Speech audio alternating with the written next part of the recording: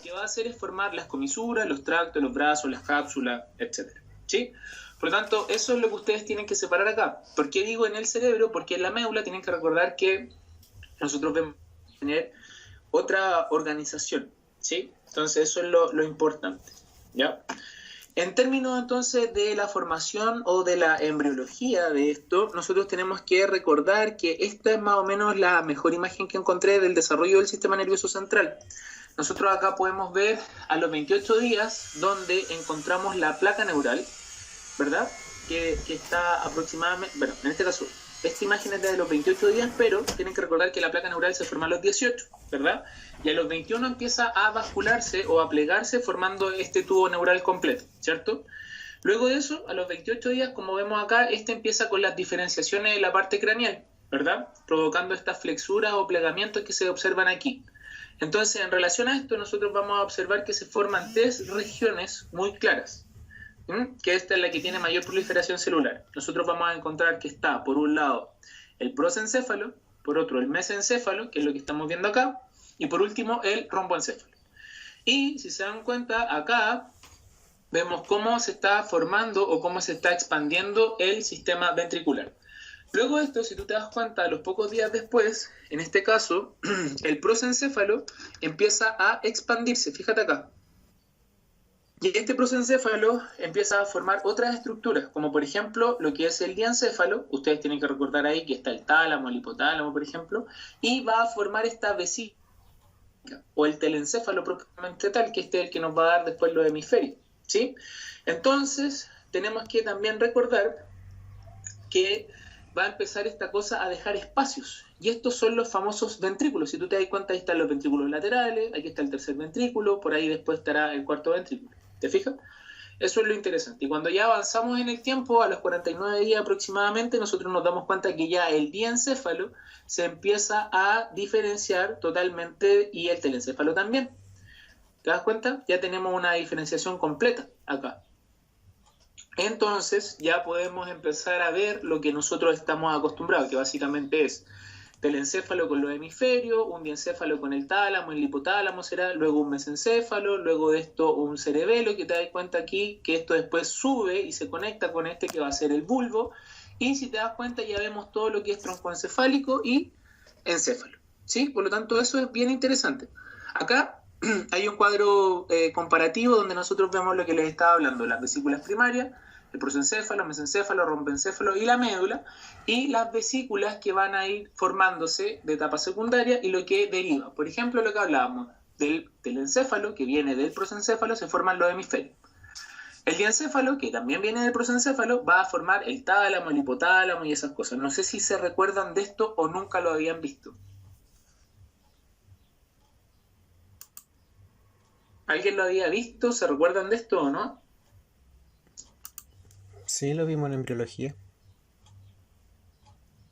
Ya, cuando íbamos perfecto. primero. Entonces ese es como el refresh de esto. Y si tú te das cuenta, el mesencéfalo sigue dando como derivados a los pedúnculos y la cavidad ventricular que va a estar asociada a ser el acueducto mesencefálico, ¿cierto? El romboencéfalo, cerebelo con puente, el bulbo, y va a estar asociado como a la cavidad del cuarto ventrículo, ¿ya? Eso es súper interesante. ¿Por qué? Porque en relación a esto nosotros nos organizamos. ¿Y cómo nos organizamos? A través de configuraciones. Vamos a tener una configuración externa, que es lo que nosotros podemos ver acá, ¿verdad? Básicamente esta configuración externa está dada porque nosotros vamos a ver que los plegamientos que tiene la corteza va a producir giros, surcos y fisuras. Por lo tanto, si tú te fijas acá, todos estos plegamientos van a formar estos hoyitos. Y estos hoyitos muchas veces cuando se agrupan, por ejemplo aquí, hablamos de un giro. En otro caso, hablamos, por ejemplo, aquí de un surco. Y cuando lo vemos, por ejemplo, por la cara lateral, vamos a hablar de una fisura. Ahora, en teoría, estos surcos y fisuras, al agruparse, van a permitir delimitar territorios. Por lo tanto, estos territorios que delimitan, nosotros los vamos a llamar como lobos cerebrales o lobos encefálicos, ¿sí? Si tú te fijas acá, esto yo me imagino que ya lo conocen, lo vamos a ver rápido. Básicamente nosotros tenemos el lobo frontal, por atrás estará el parietal, al último hacia occipital, acá en azul. Si lo vemos por la cara lateral, vemos que acá en la parte inferior o la cara basal está el lobo temporal. Y obviamente dependiendo de la nomenclatura que ustedes usen o los textos guías que usen, Nosotros también podemos encontrar por la cara medial que está en verde, que para algunos pasa a ser un lobo, para otros no, que sería el sistema límbico, ¿sí? Que es todo esto que está en verde, asociado, fíjense acá, con el fornix y el hipocampo, y para otros también esta estructura que queda en lo profundo en relación al surco lateral, que es este que está aquí, o la fisura lateral, nosotros vamos a encontrar esta estructura que va a corresponder a la ínsula, por lo tanto también algunos la denominan como el lobo de la ínsula. Bueno, en términos funcionales, nosotros tenemos que entender que el cerebro también tiene una organización a nivel funcional. ¿Por qué? Porque estos lobos cerebrales, sea el frontal, el occipital, el temporal, qué sé yo, van a estar asociados con funciones específicas de nuestro organismo. ¿Sí? Por ejemplo, no sé, yo me imagino que todo el mundo ha escuchado, por ejemplo, la corteza premotora o la corteza motora primaria. Si tú te das cuenta, la corteza motora primaria es esta que está aquí y pertenece o participa en los movimientos voluntarios. Posterior a ella está el surco central, ¿verdad? Que era lo que estábamos viendo. Y posterior a este aparece la corteza primaria somatosensorial, que básicamente es donde nosotros tenemos toda la percepción, ¿cierto? Percepción en términos de sensibilidad. Lo habían visto, se recuerdan, ¿no? Y en relación a esto, si nos vamos más a lo profundo, nosotros podemos entender que este encéfalo a nivel funcional va a tener una organización por números, ¿sí? Que estas son las famosas áreas.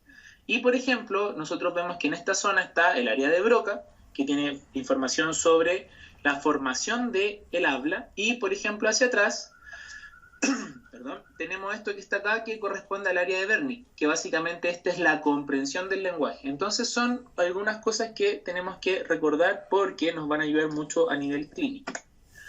Bueno, de la corteza superolateral, nosotros qué es un poco lo que podemos decir, si tú te das cuenta, podemos ver básicamente esta organización como en guante de box, ¿verdad? O como mitón, en el cual vemos que a través de este surco central podemos dividir todo lo que queda aquí hacia anterior, que en este caso sería de aquí para acá, la corteza frontal, todo lo que queda de este surco hacia posterior, ¿verdad?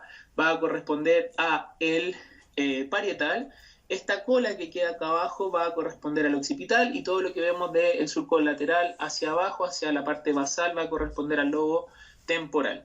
En este caso, como yo les comentaba, cuando hago una resección entre el frontal, el parietal y el temporal, yo puedo irme a la parte profunda. Y si te das cuenta, esta parte profunda es lo que nosotros reconocemos como la ínsula, ¿sí? Por lo tanto, esta es la estructura que, si tú te das cuenta, también está llena de giros y surcos, ¿sí? Y más hacia lo profundo va a tener estos núcleos que vamos a estudiar más adelante.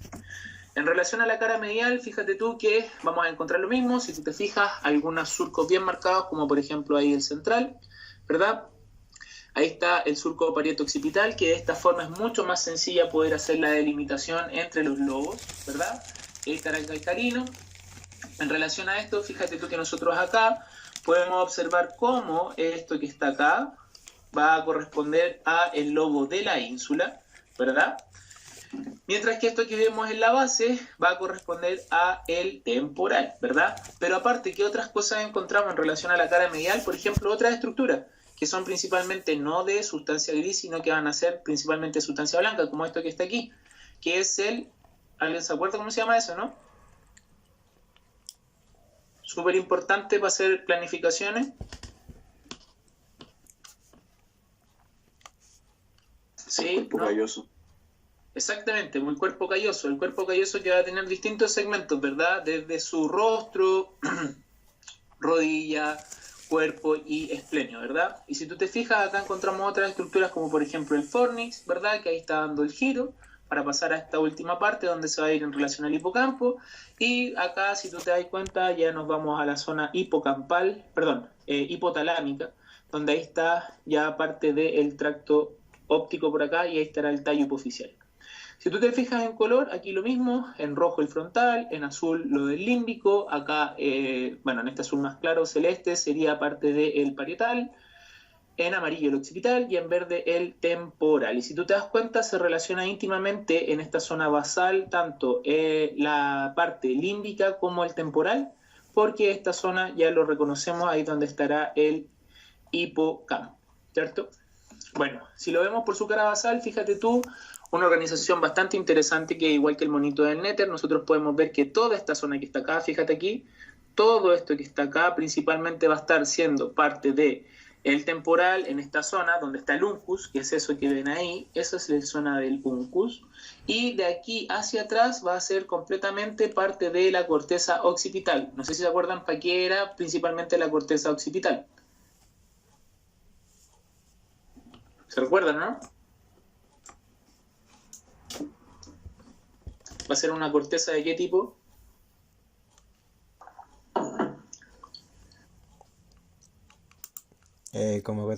Profe, nosotros recién este semestre vamos a ver cerebro, así como sus partes y funciones en anatomía. Recién este semestre. ¿No habían visto neuroanatomía ni anatomía básica? No, ahora recién en anatomía por imágenes 3 vamos a ver cerebro. Ya, o sea, me estoy adelantando mucho quizás, pero bueno, les va a servir también. Esta zona que está acá, fíjense ustedes que el occipital tiene que ver con la corteza visual. Por eso es tan importante el occipital, porque ahí es donde nosotros vamos a hacer la conversión de la vista. Si tú te das cuenta, si seguimos viendo esto por su cara basal, vamos a encontrar, por ejemplo, ese surco que está ahí en relación a un giro que va a ser el giro recto. Y en esta zona, fíjate que aquí aparece como una hilachita, no sé si la alcanzan a... Bueno, ¿no? Que es Sí, la se misma ve. que el Nether trae. ¿Qué cosa creen ustedes que puede hacer eso? ¿Un par craneal? Exactamente, porque lo que ustedes están viendo ahí es un par craneal, y ese par craneal corresponde al primero, que es el bulbo olfatorio. ¿Te fijáis? Por lo tanto, acá nosotros vemos cómo se están relacionando los pares craneales con esta vista, principalmente con la cara basal. Acá, fíjate que aquí en grande esta X va a corresponder al quiasma, ¿verdad? Aquí estamos viendo el troclear, y estas pelotitas son las mismas que están acá, por lo tanto esas son los cuerpos mamilares. Y si tú te das cuenta de ahí para atrás, nosotros vemos que todo esto que está aquí va a corresponder a el tronco encefálico. ¿Sí? ¿Claros con eso? Entonces, en relación a esto, fíjate tú que nosotros ya vimos cómo se dispone la sustancia gris, pero tenemos que recordar que también hay una disposición específica de la sustancia blanca, como por ejemplo la que estábamos viendo aquí, que alguien me dijo por ahí que correspondía al cuerpo calloso, eso es correcto. Entonces, en relación a la disposición de la sustancia blanca, ¿alguien se acuerda o sabe cómo ésta se organiza?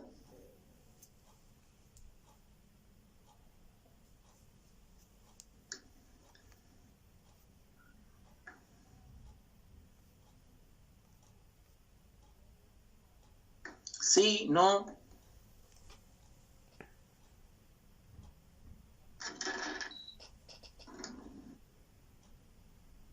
No, profe. ¿No? ¿Nadie? Ya. Entonces, fíjate acá, hay puros monitos como como que fueran, qué sé yo, espaguetis, ¿cierto? Como que fueran fideos. Esta es la disposición de la sustancia blanca, porque acuérdense ustedes que la sustancia blanca, en términos de estructura, ¿qué va a hacer? ¿Van a ser los somas neurales o van a ser las vainas de mielina? Van a ser los Las axones. vainas. Exactamente, son las vainas. Por lo tanto, si tú te das cuenta, esto es como que fuera pura comunicación, puros cables, ¿verdad? Por lo tanto, estos cables tienen que ir a organizarse de una cierta manera. Entonces, en relación a esto, nosotros hablamos que la disposición de la sustancia blanca va a estar en relación a fibras. Y estas fibras van a ser, por ejemplo, comisurales, de asociación, de proyección.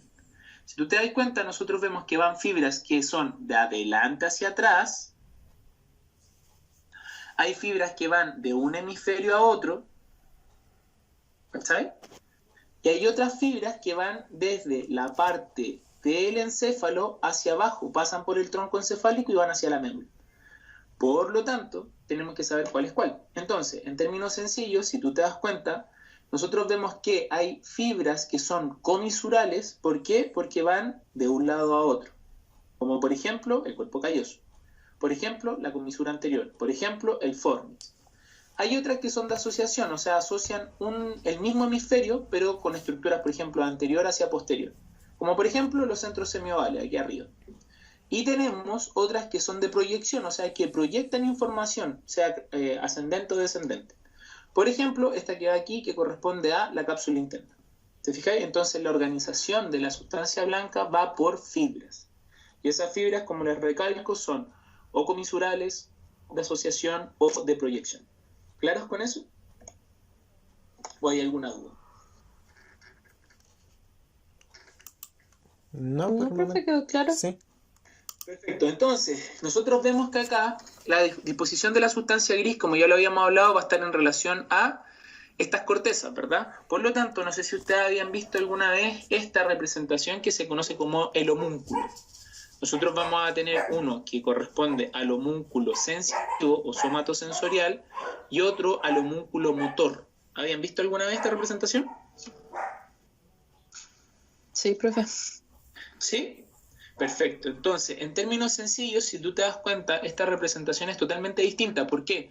Porque en esta que vemos a la izquierda, que es somatosensorial, vemos que la cara y, por ejemplo, la mano va a tener una disposición totalmente distinta en términos de, por ejemplo, fíjate la cara. A nivel somatosensorial, fíjate la representación de los... Mientras que a nivel motor, los labios no tienen casi ninguna representación en la corteza. Pero sí, fíjate tú que las manos son bastante similares, lo mismo que el miembro inferior. ¿Te fijáis? Entonces, nosotros vemos que en cada una de estas partes de la corteza, nosotros vamos a representar cada una de nuestras estructuras, ya sea somatosensorialmente o motoramente. ¿Ok? Bueno, entonces, lo otro que nosotros tenemos que recordar es que si nos vamos hacia la profundidad, o sea, en términos de configuración interna, nosotros vamos a ver que esta sustancia gris se va a estar organizando o ordenando a nivel de los núcleos basales, que antiguamente ustedes los conocían como ganglios de la base. No sé si habían estudiado o escuchado eso alguna vez. Por mi parte, así no. ¿Sí? ¿Cómo? Que por mi parte, así no. Nunca lo había escuchado así.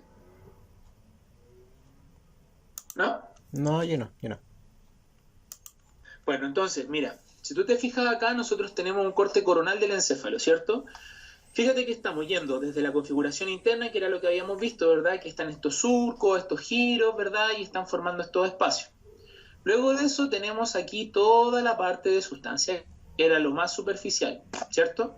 Esta sustancia gris, si yo la veo en representación a nivel de corteza, va a ser, por ejemplo, este homúnculo, que se representará, qué sé yo, por ahí el labio, por ahí la mano, etc. Si nos vamos más a lo profundo, vemos que todo esto que está acá, que se ve blanco, es sustancia blanca, porque ahí es donde van los axones, ¿verdad? Pero, ¿qué más encuentro? Que dentro de todo esto también veo de nuevo sustancia gris. Por lo tanto, esa sustancia gris ya no es la misma que acá a nivel de corteza, sino que esta organización de sustancia es la que me va a formar núcleos. ¿Se acuerdan que lo dijimos al inicio de la clase? Por lo tanto, estos núcleos son los importantes y estos son los que se conocen como los núcleos de la base. Antiguamente se escuchaban como ganglios basales. ¿Sí? Entonces, si tú te das cuenta, nosotros en este corte coronal podemos observar que aquí en relación lateral a cada ventrículo lateral, esta que está aquí gris acá y gris acá, encontramos un núcleo. ¿Y cuál será ese?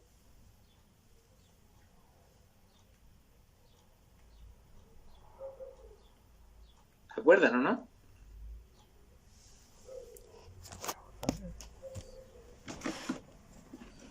¿No? Núcleo caudal.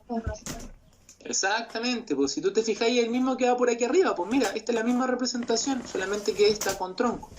Por lo tanto, este viene desde anterior, sube, da la vuelta y gira. Y este es el famoso núcleo caudado, ¿cierto? Donde encontramos hacia adelante la cabeza del núcleo caudado y después abajo vamos a encontrar la cola del núcleo caudado. Si tú te fijas acá, en esta representación, mira, esta después se vuelve a representar aquí abajo y ahí está de nuevo el núcleo caudado. De hecho, ahí se ve en chiquitito. ¿Cachai? Eso es lo importante. Después, si tú te fijas acá, yo tengo separación a través de sustancia blanca, que esto va a ser la cápsula interna, ¿verdad? Y luego de esto, mira, tengo de nuevo organización de núcleos. O sea, aquí, aquí, o incluso este chiquitito por fuera, que va en relación a la ínsula. Por lo tanto, fíjate que acá es lo que yo tengo como el globo pálido y el putamen, que en conjunto, no sé si alguna vez lo habían escuchado, se conoce como el lentiforme. Luego de eso tengo sustancia blanca ahí chiquitita y tengo otra organización de núcleo, que eso va a corresponder en este caso a el claustro. Y por último, acá otra organización de sustancia blanca para terminar en la ínsula. ¿Te fijáis? ¿Se entiende eso, no? Perdón. Por mi parte, ¿Sí sí. o no? Por mi parte, sí. ¿Sí? Perfecto. Entonces, si tú te das cuenta, nosotros vamos a encontrar que, por ejemplo, acá se vuelve a ver una agrupación súper grande de sustancia, ¿cierto? Sustancia gris. Por lo tanto, esto es donde está empezando a formar la amígdala. ¿Se acuerdan para qué sirve la amígdala? No es la del cuello, sino que la amígdala cerebral. ¿Lo han escuchado alguna vez o no? La amígdala cerebral.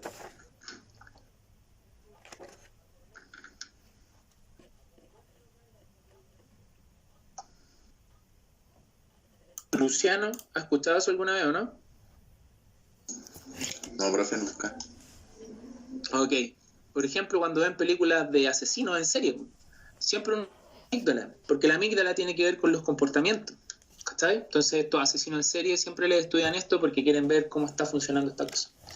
¿Cachai? Bueno, y así sucesivamente. Entonces, luego de eso, si ustedes se recuerdan, nosotros también nos vamos más a lo profundo y encontramos la separación. ¿Por qué? Porque estábamos estudiando solamente el telencéfalo. Pero si nosotros nos vamos a lo profundo, ¿qué es lo profundo? Aquí. Si tú te das cuenta, está cuerpo calloso, esto será los ventrículos laterales, donde aquí estará la lámina, ¿verdad? Aquí, fíjate tú, o sea, el septo, perdón, si tú te fijas acá, queda un espacio. Y este espacio es lo que nosotros conocemos como el diencéfalo. ¿Ok? Entonces, en relación al diencéfalo, fíjate tú que vamos a tener estructuras como, por ejemplo, esta que está aquí, que va a ser el tálamo, otras que van a quedar, por ejemplo, acá abajo, como el subtálamo, otras que van a quedar mucho más abajo, como el hipotálamo, por ejemplo, aquí, el epitálamo y el metatálamo. ¿Ok? ¿Habían escuchado del hipotálamo, por ejemplo, a nivel de fisiología?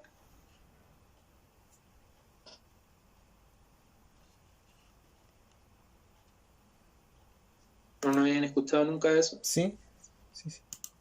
¿Se escucha? ¿O lo habían entendido alguna vez, por ejemplo, a nivel de formación de hormonas? TSH, hormona de crecimiento, qué sé yo. ¿Sí? Sí. Perfecto. Entonces, si tú te das cuenta, nosotros vemos que la organización del sistema nervioso central está dado por, como lo habíamos visto en esta misma vesícula, por una parte que está formando solamente corteza y organización profunda a nivel de núcleos, pero por otro lado también deja espacios. Y más a lo profundo deja esta otra organización que es el diencéfalo, y él también se va a volver a dividir. Entonces, cuando revisamos esto por CT, fíjate tú, esto es lo que nosotros encontramos. Más o menos encontramos, dependiendo obviamente del paciente y de la ventana con la que yo trabaje, fíjate, mismas cosas, acá muy hipodenso, ¿verdad? Vamos a encontrar en esta hipodensidad los surcos, ¿verdad? Fíjate ahí, surco, y por acá vamos a encontrar corteza.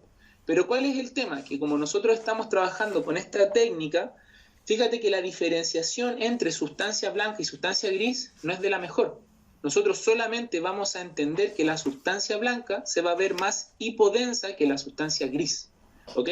Pero no somos capaces de diferenciarla también como en el NETRE o como en otra técnica imagenológica, ¿sí? Fíjate acá, por ejemplo, un corte que es mucho más bajo. En este caso yo ya estoy casi pasando a la fosa posterior. Entonces, ¿qué es lo que yo encuentro? Mira, hacia anterior, acá algunas zonas que son más hipodensas, pero son simétricas, por lo tanto eso no es patología, ¿verdad? Fíjate que aquí yo ya estoy llegando casi a la zona del tronco encefálico y más hacia posterior estoy en relación al cerebelo, por lo tanto eso ya es fosa posterior propiamente tal.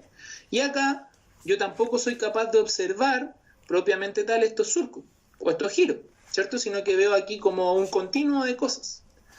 Por lo tanto, fíjense ustedes que cuando yo hablo en el CT, yo generalmente no soy capaz de delimitar bien lobos cerebrales, sino que generalmente uno habla de la región. ¿Por qué? Porque si tú te das cuenta, yo aquí no soy capaz de delimitar qué va a ser qué, sino que, por ejemplo, acá veo que hay una sustancia, aquí también, que esto es blanca y aquí será sustancia gris. ¿Se entiende ese concepto, no? Por lo tanto, ustedes generalmente cuando vean en los informes radiológicos van a hablar de región frontal, región temporal, región, etcétera, no de el lobo tanto. ¿Sí? Y eso básicamente es por una cosa propia de la técnica, a diferencia de otras como, no sé, resonancia, por ejemplo, que sí podemos delimitar bien surco y giro y sustancia. ¿Ok? Bueno, como les decía, en términos de la configuración interna, nosotros vamos a encontrar todos estos núcleos, que era lo que les estaba mostrando en estos preparados anatómicos, y vamos a encontrar estos espacios, que como ya les había dicho, estos espacios van a corresponder a los ventrículos, ¿verdad? Entonces, fíjate tú, la misma imagen cadavérica que habíamos puesto acá, la ponemos acá en coronal y mira, tenemos ventrículo lateral por un lado, ventrículo lateral por el otro, ¿cierto? Acá arriba, cuerpo calloso. Hacia los lados estarán los núcleos caudados. Y acá abajo pasa algo súper interesante. ¿Por qué? Porque si tú te fijas, este es el tercer ventrículo, que ya lo vamos a revisar con más detalle. Y asociado a este tercer ventrículo, nosotros vamos a encontrar al tálamo.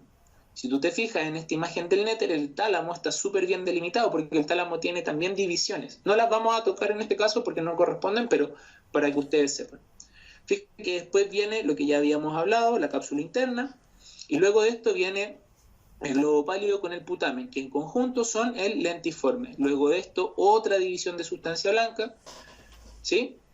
Que en este caso corresponde a la cápsula externa, el claustro, y por último, que aquí no se alcanza a ver, pero acá sí, esta otra línea blanca, que va a ser sustancia blanca, para la redundancia, va a ser la cápsula extrema. Y por último, la ínsula. ¿Te fijas tú? Bueno, y en términos de la profundidad, fíjate que estos espacios son como estos que vemos acá, que esto que parece una especie de nave espacial. Por lo tanto, esta cosa que parece como nave espacial, si tú te das cuenta, tiene la misma organización como en guante de box o de mitón que tiene el encéfalo.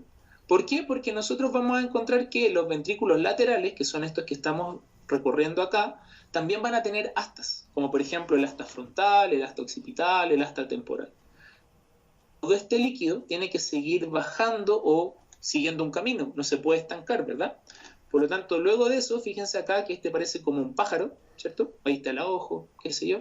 Este que encontramos acá es el tercer ventrículo, y luego de eso tenemos una comunicación con el cuarto ventrículo, que si ustedes se recuerdan de la tabla que hicimos al inicio, el cuarto ventrículo tiene mucha relación con, en este caso, el romboencéfalo, ¿verdad?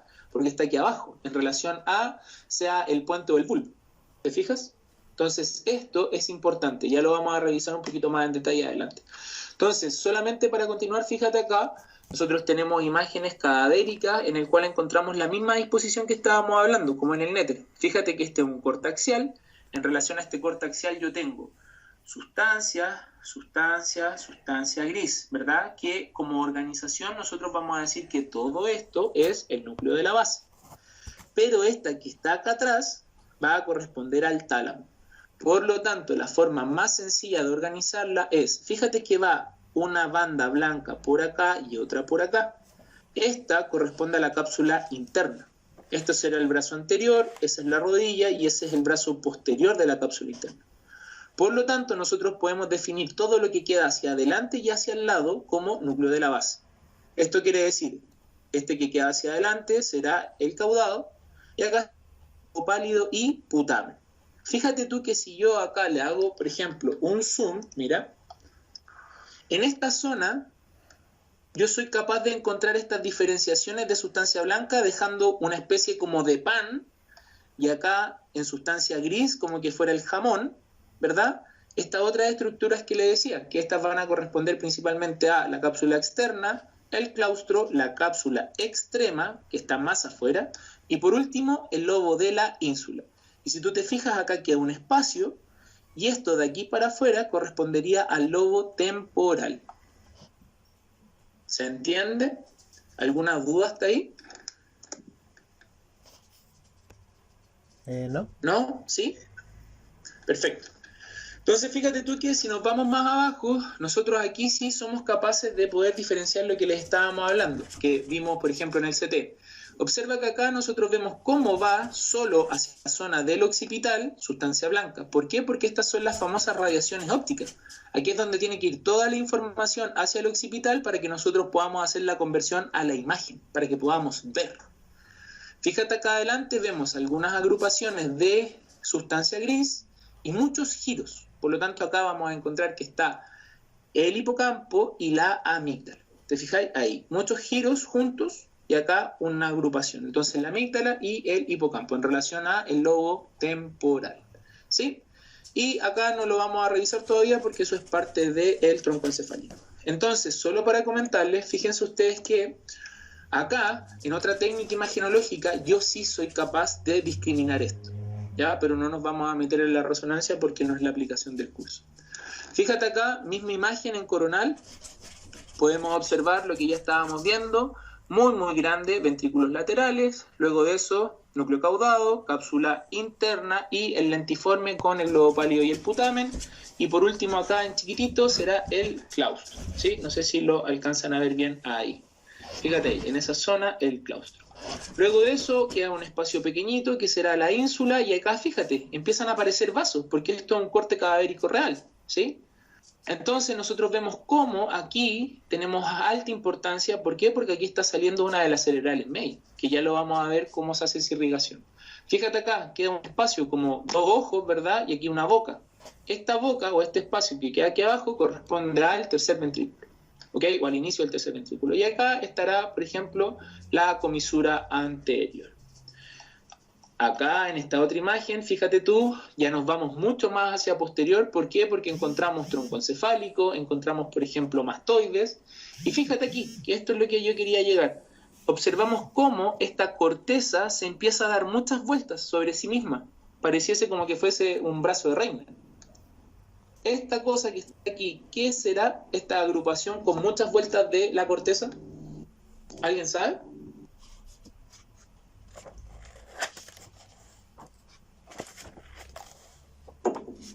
Que creería yo que lo he dicho como 10 veces.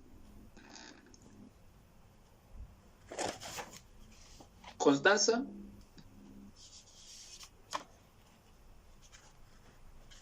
Sergio. No es la amígdala. La amígdala no, porque acuérdate que la amígdala era un cúmulo grande de sustancia de gris. Acá son puras vueltas como un brazo reina. ¿Qué podrá ser el famoso brazo reina?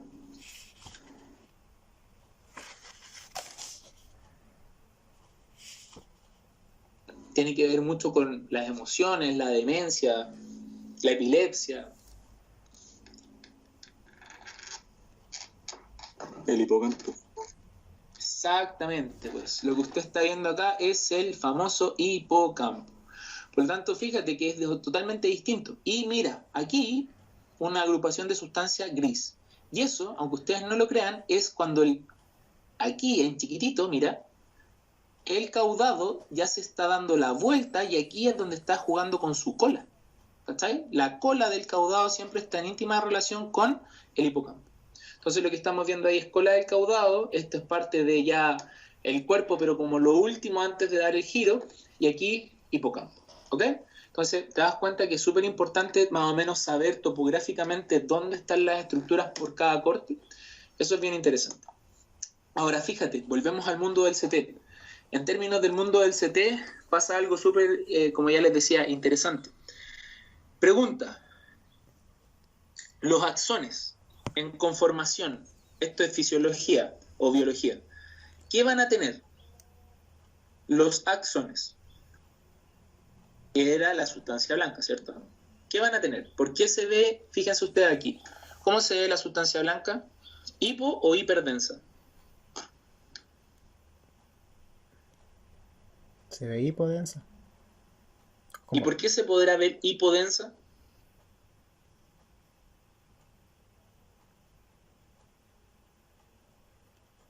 Porque el axón está como más similar a la densidad del agua.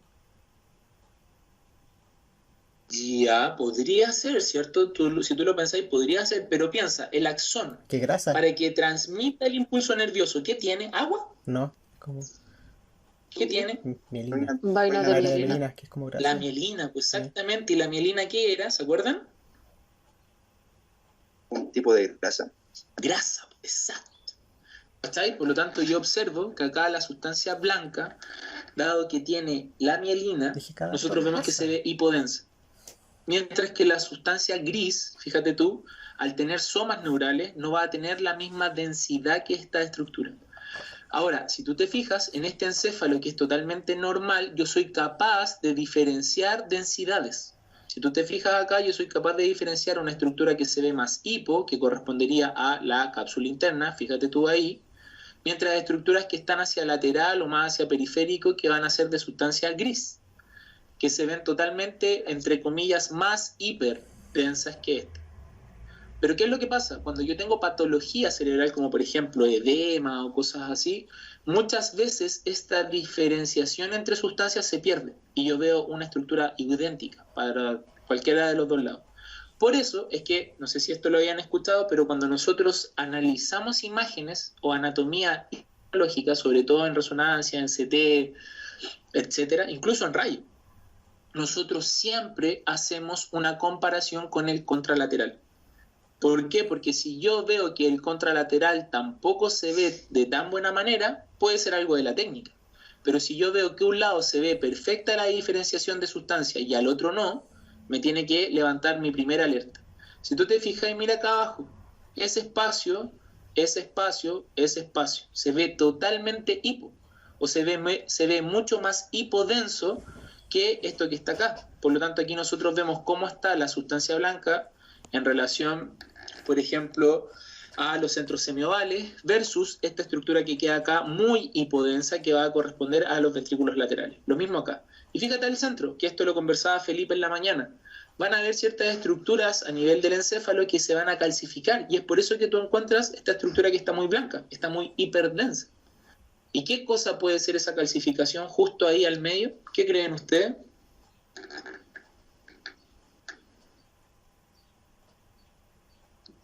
Lo vimos en la parte práctica también. En la glándula pineal. Exacto, exactamente. Por lo tanto, si tú te das cuenta, esto va a corresponder a la pineal. Y acá ya se nos empieza a asomar de manera chiquitita la fosa posterior, específicamente el cerebelo, que este va a ser el que vamos a ver ahora. Si tú te das cuenta, el cerebelo se ve bastante similar a lo que es un cerebro. De hecho, es como el cerebro rudimentario, ¿cierto? Por lo tanto, si tú te fijas acá, nosotros vamos a encontrar una cara superior y una cara inferior. En relación a esta cara superior, fíjate que yo puedo diferenciarlo, ¿verdad?, a través de una fisura, que esta es la que corresponde a la fisura primaria. Cuando yo veo por su cara inferior, fíjate que me aparecen colores. Estos colores van a corresponder, por ejemplo, en celeste al flóculo, ¿sí?, que están acá. Y mira, en el centro, yo voy a encontrar aquí en color verde estas dos cosas que corresponden a las amígdalas cerebelares. Y estas amígdalas cerebelares son súper importantes a nivel clínico, porque estas pueden descender y producen una compresión a nivel del agujero magno con el tronco encefálico, que ya lo vamos a revisar. En la parte media siempre usted va a encontrar, tanto en la cara superior o inferior, va a encontrar la dermis, que es eso que está aquí. Y acá, como en color clásico de sistema nervioso, tú vas a encontrar los famosos pedúnculos cerebelares. ¿Ok? Entonces nosotros vemos tres, uno superior, uno medio, que es el más grande siempre, y uno inferior, superior, medio e inferior. Ahora, cuando yo parto por la mitad de este cerebelo, fíjate tú que el cerebelo también va a tener núcleos. Por lo tanto, yo veo que este se organiza de la misma manera, fíjate, núcleos a través de sustancia gris, corteza a través de sustancia gris, en la parte profunda vemos que hay sustancia blanca, y en la parte profunda vemos agrupación de sustancia gris mediante núcleos. Y estos núcleos van a tener, por ejemplo, acá distintos nombres, no sé si alguna vez los han escuchado, como por ejemplo el fastigio, el globoso, el emboliforme que está ahí, el dentado, ¿no? ¿Alguna vez lo han escuchado? ¿O es mucha información? Por mi parte al menos no, profe. Bueno, principalmente ustedes tienen que recordar que el cerebelo tiene una función súper importante para nosotros. ¿Por qué? Porque el cerebelo tiene que ver con todos los movimientos de propiocepción, básicamente con el equilibrio que nosotros tenemos a través de la postura. El ejemplo clásico de propiocepción es cuando usted cierra los ojos, abre los brazos y se toca con la punta de los dedos la nariz. Usted tiene los ojos, pero sabe más o menos por propiocepción dónde está su nariz. Lo mismo, por ejemplo, cuando usted sube escalera. No es necesario que usted vaya mirando la escalera, los peldaños de la escalera, claramente, sino que usted, cuando sube el primero, ya mecánicamente sabe dónde viene el segundo, porque tiene propiocepción. Y eso participa el cerebelo, por eso es tan importante. ¿Ok? Y si tú te fijas, en relación a esto, nosotros observamos que ahí es donde están estos pedúnculos.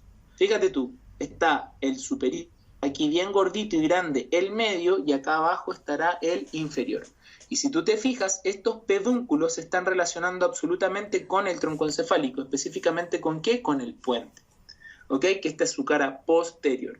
Si tú te fijas, acá nosotros, a través de la cara posterior, podemos observar cómo está el mesencéfalo, que tiene estas 4 pelotitas, no sé si la han visto o escuchado alguna vez, que son las mismas que vemos acá en este corte cadavérico.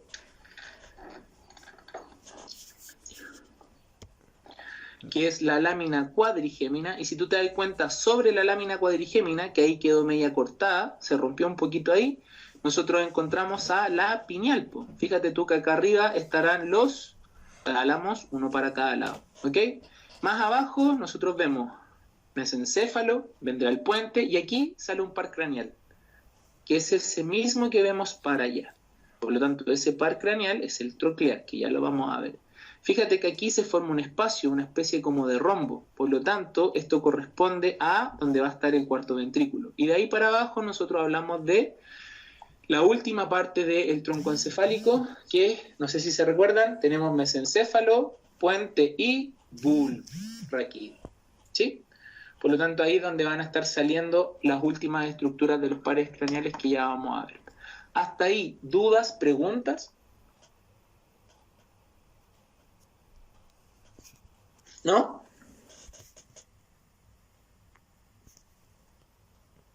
No, profe. Perfecto. Bueno, vamos con la vascularización. En relación a la vascularización, nosotros tenemos que recordar que el sistema nervioso central va a estar dado o se va a irrigar principalmente por 2 sistemas. Uno que se denomina como carotidio o anterior, que es el que ustedes ven ahí, ese que viene para acá, o el segundo que se conoce como vértebro o posterior, que es este que ustedes ven al centro, ¿sí? Si tú te das cuenta, nosotros vemos que van a haber 2 componentes que permiten vascularizar al cerebro. Cuando nosotros ponemos este monito en el encéfalo, fíjate tú que aquí viene la carótida y todo esto que está para acá corresponde al sistema anterior, y acá viene el sistema vértebro-basilar que se junta. Ahí están las vertebrales y ahí está la arteria basilar. Por lo tanto, cuando nosotros vemos esto, date cuenta que es un círculo. El círculo más redondo y perfecto del mundo, pero funciona como un círculo. Y esto es lo que nosotros conocemos con el epónimo de círculo de Willis, o más conocido como el círculo arterial. Por lo tanto, fíjense ustedes que lo importante que tiene el encéfalo es que en teoría cuando hay alguna patología a nivel cerebral de vascularización, nosotros somos capaces, por ejemplo, imagínate se tapa aquí una arteria. Como esto es un círculo, nosotros podríamos ser capaces, ojo, por un corto periodo de tiempo, de tratar de suplir esa falta de irrigación de un lado. ¿Por qué? Porque es todo un círculo, entonces es una estructura casi que perfecta. ¿Cuál es el tema? Es que nosotros no somos capaces de vivir con un lado tapado. Sería maravilloso. ¿Sí? Ok. ¿Dudas hasta ahí? ¿Preguntas?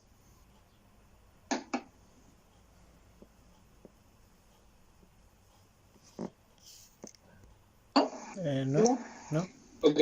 Denme un segundo que voy a ir a buscar el cargador y seguimos. Deme un segundo.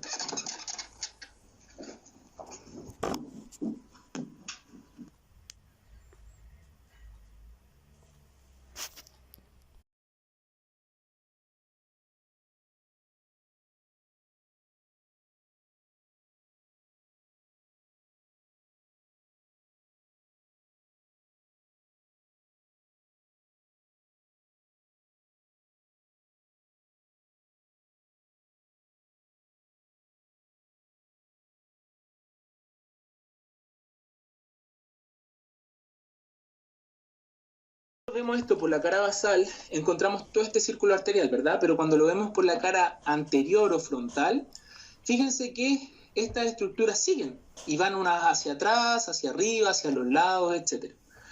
Por lo tanto, fíjense ustedes que aquí es donde nosotros hablamos de las arterias cerebrales.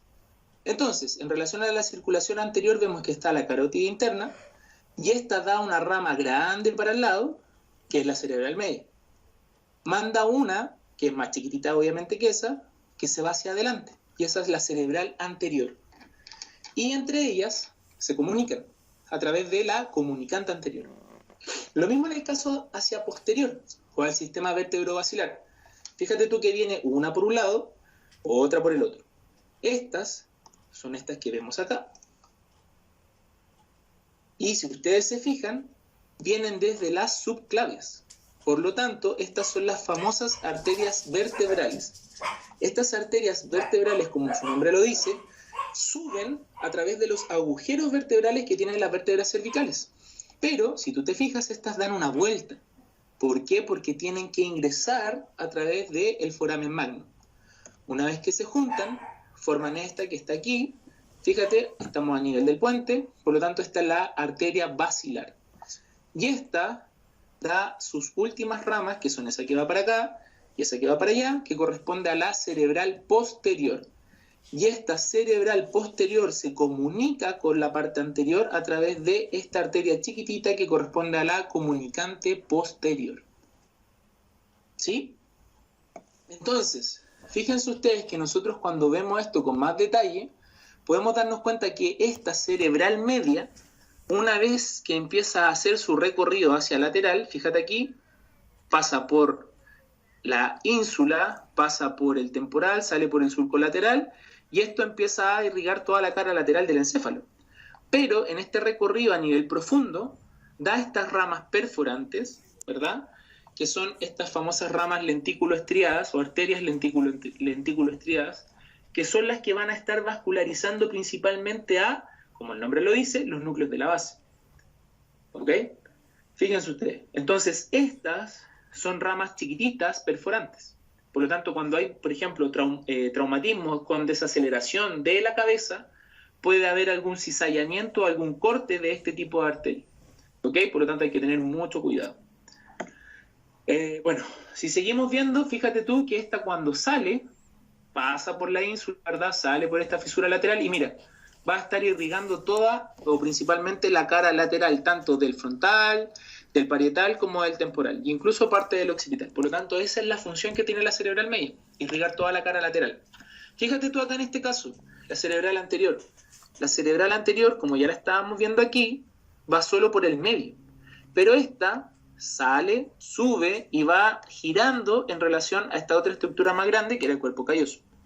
Por lo que la anterior, fíjate tú que irriga principalmente la cara medial del encéfalo. Y después vemos cómo está la pericallosa y la callosa marginal, que son las que van a ir a subir o van a ir hacia posterior en relación a los otros territorios, como por ejemplo frontal. Si te das cuenta, la pericallosa se va hacia atrás y va en relación al surco, ¿cachai? Y sigue para el parietal. Pero no llega hasta el final, sino que esta se tiene que apoyar a través de esta otra que viene aquí. Y esta otra que viene acá corresponde al posterior. Y la cerebral posterior, como ustedes observan, irriga principalmente desde el surco parieto-occipital, todo el occipital y toda la cara basal del temporal. Porque acuérdense que la cara lateral del temporal lo iba a estar irrigando la cerebral media. Y acá en lo profundo, fíjense ustedes que esta arteria vertebral, una vez que entra, da ramas. Y estas son las famosas ramas, no sé si la hayan escuchado alguna vez, como Aica, Suca, o Pica, Suca y Aica. ¿No? ¿La habían escuchado, no? No, profe. Yo no, profe. ¿No? ¿Primera vez? Sí. Ok. Entonces, si tú te das cuenta, mira, nosotros vemos que aquí hay una arteria que va al cerebelo. Aquí hay otra arteria que va al cerebelo. ¿Te fijas? Y aquí vemos otra arteria que va al cerebelo. Por lo tanto, ¿cómo se llamarán? Arterias cerebelares. Pero tenemos que saber cuál es cuál, ¿verdad? Entonces, si tú te das cuenta, esta es la arteria cerebelosa superior. Como el nombre lo dice, será SUCA. Cerebelosa superior. ¿Sí? Y después tenemos una que va por póstero inferior y otra que va por antero inferior. Por lo tanto, esta que está aquí, que va por póstero inferior, será la pica, y esta que está acá será la aica. Entonces, ese es el nombre. Arteria cerebelosa póstero inferior, arteria cerebelosa antero inferior. Y ahí está pica, aica y suca. ¿Ok? Entonces, si tú te das cuenta, en estos dos componentes se hace toda la irrigación del cerebro. Y esto es lo que estamos viendo acá. Fíjate en esta imagen del néter. Nosotros vemos cómo viene la carótida común. Ahí está el glumus. Se divide, ¿verdad? Carótida externa que no nos interesa. La carótida interna sube. Pasa las distintas porciones. Entra a través del agujero carotidio. Pasa acá por el seno cavernoso y se empieza a dividir. Mientras que la vertebral, fíjate tú, ahí está la subclavia. Sube. Entra a través de estos agujeros vertebrales, se da la vuelta, entra por el foramen magnum, se junta y forma la basilar. ¿Ok? Y esto que ustedes ven acá son principalmente las cosas con las que estuvieron trabajando, el ABA, ¿verdad? Donde nosotros podemos hacer volumen rendering de esta estructura gracias a que inyectamos medio de contraste. Por lo tanto, acá observamos cómo tenemos una angio-TAC de cerebro y cuello, ¿verdad? Y ahí está en su vista anterior y en su vista lateral. Y fíjate tú, aquí más finito, las vertebrales, dan la vuelta y suben. Y acá, bien grande, la carótida común, carótida interna, da su vuelta y sube y forma, en este caso, la circulación anterior. Y acá, en chiquitito, fíjense ustedes, nosotros vemos cómo está súper bien diferenciada la circulación anterior de la circulación posterior. Entonces, circulación por carótida, circulación por el sistema vértebro-basilar. ¿Claros hasta ahí? ¿Alguna duda? No, profe, todo claro. Perfecto. Si tú te das cuenta, lo mismo vamos a encontrar a nivel venoso, pero no nos vamos a ir tan en la parte profunda. ¿Por qué? Porque a nosotros lo que nos interesa principalmente en la parte venosa son estas cosas que están acá, que corresponden a los senos venosos. Por lo tanto, que siempre estar fijándose o recordarse en los senos venosos. Y estos, si tú te fijas, están en relación a una meninge que corresponde a la dura madre. Por lo tanto, vemos cómo está el seno sagital superior, el seno sagital inferior, el seno recto y la confluencia de los senos. Cuando vemos esto en axial, fíjate tú que esta confluencia de los senos tiene que bajar y tiene que salir a través de este seno. No sé si se acuerdan de aquí de los nombres, ¿no? ¿Lo vieron esto alguna vez en los ramos que han tenido hasta ahora, no?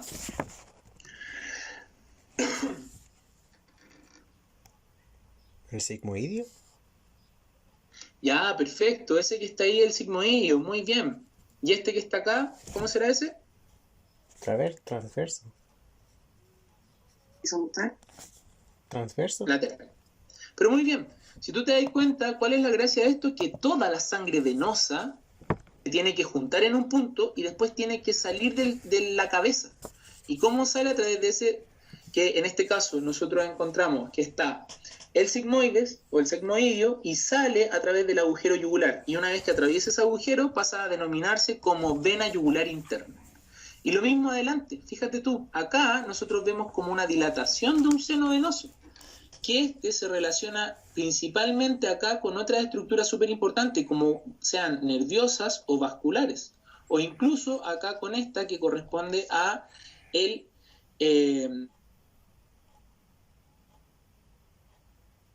Entonces, cuando yo hago un corte, encuentro esta imagen.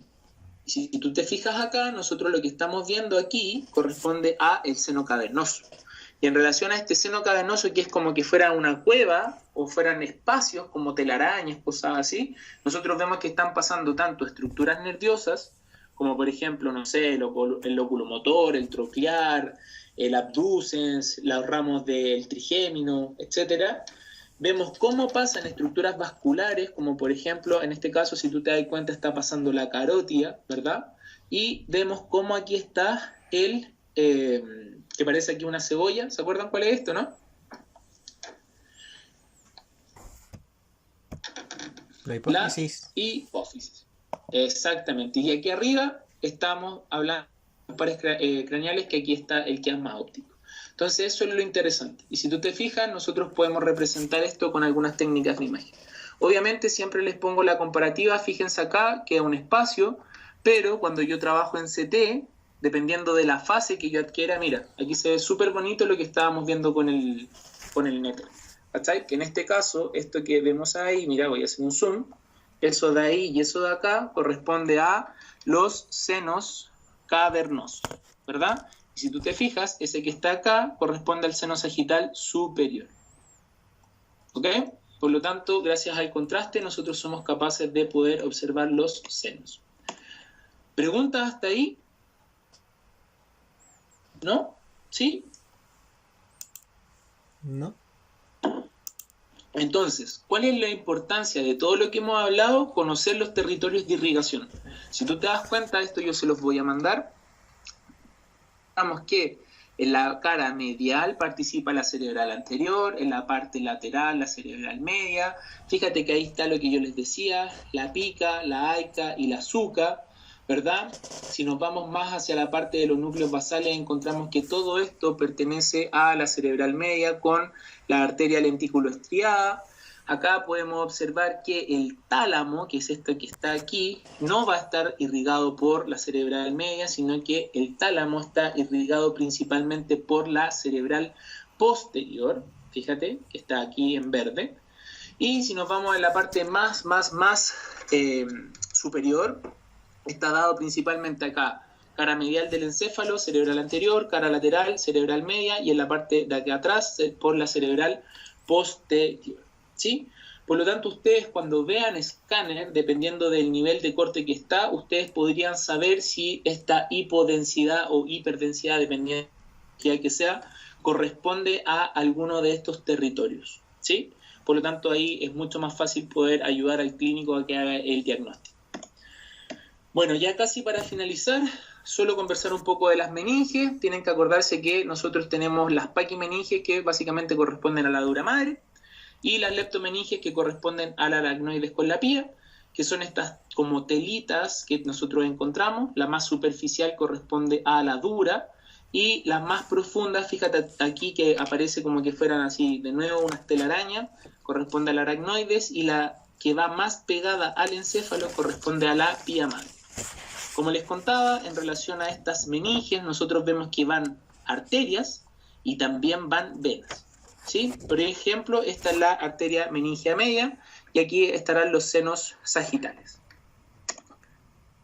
Bueno, de la circulación ya algo habíamos hablado. Nosotros tenemos que recordar que la circulación del cerebro espinal va a estar dada principalmente a través de los ventrículos. Va a ser una membrana avascular principalmente, la cual no tiene proteínas o es muy pobre en proteínas, tiene muy poca celularidad y va a tener muchos iones. Es por eso que ustedes cuando hacen clínica con imagenología, por ejemplo, pacientes con sospecha de meningitis les piden punciones lumbares, básicamente para saber cómo se está comportando el líquido cerebroespinal, si tiene alguna patología o no. Como ya lo habíamos visto, esto va acá a través de los ventrículos laterales y este se está generando principalmente en los plexos coroideos, que si no se recuerdan, los plexos coroideos son estas cosas que están ahí. ¿Sí? Por lo tanto, acá nosotros vemos que en relación a los ventrículos vamos a tener esta formación de plexos. Fíjate ahí. Entonces tenemos ventrículos laterales, tercer ventrículo y acá abajo el cuarto ventrículo. Cuando vemos una imagen completa a nivel cerebral es mucho más sencillo de entender. ¿Por qué? Porque si tú te das cuenta, acá está ventrículo lateral, cuerpo calloso, bajamos, ventrículo número 3, ¿verdad? Tercer ventrículo. Acá estará después lo que habíamos hablado, el tálamo, el hipotálamo. Ahí fíjate tú esta cebollita que va a corresponder a la hipófisis. Seguimos hacia atrás y hacia abajo. Ahí no se alcanza a ver muy bien, pero ahí estaría el acueducto mesencefálico. Y al último, en relación a la fosa posterior, donde nosotros encontramos al cerebelo, encontramos a este cuarto ventrículo. Lo mismo visto desde arriba, fíjate tú, ventrículos laterales, ¿verdad? Que queda este espacio y ahí estará el tálamo y el tercer ventrículo. Y acá estará el caudado, como ya lo habíamos visto.